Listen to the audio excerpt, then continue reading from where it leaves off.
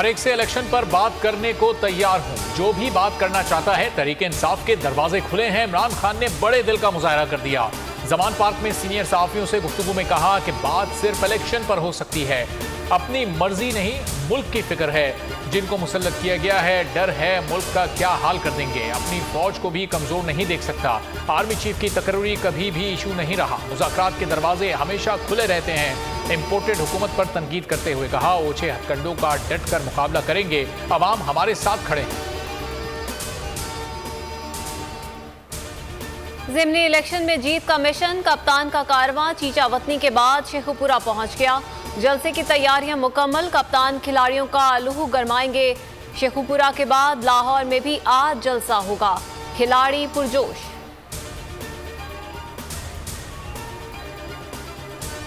इंशाल्लाह 22 तारीख को पंजाब में पीटीआई और काफी की हुकूमत होगी। हुकूमत के आखिरी दिन है। फवाद चौधरी के वार, कहा इस वक्त नून लीग में घबराहट का माहौल है।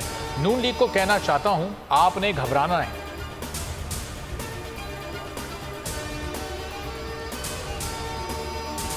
पंजाब असेंबली में कांटे का टाकरा, अपोजिशन में नई जान पड़ गई। हमजा सरकार को बैकफुट पर धकेल दिया। पंजाब असेंबली में नंबर गेम में ड्रामाई तब्दीली, 5 अरकान की हलबर्दारी के बाद फर्क सिर्फ 3 अरकान का रह गया।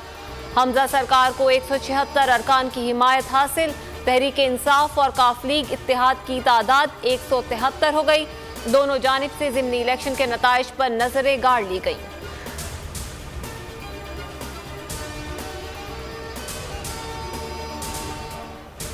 स्टेट बैंक का शरह सूद में 1.25% इजाफा, शरह सूद 15% कर दी गई। खामोखाम गवर्नर स्टेट बैंक का नई मॉनेटरी पॉलिसी का ऐलान, कहा गुज़िश्ता 2 साल मुल्क की तरक्की इंतहाई तेज रही। महंगाई की शरह 18 से 20% रहने का इम्कान है।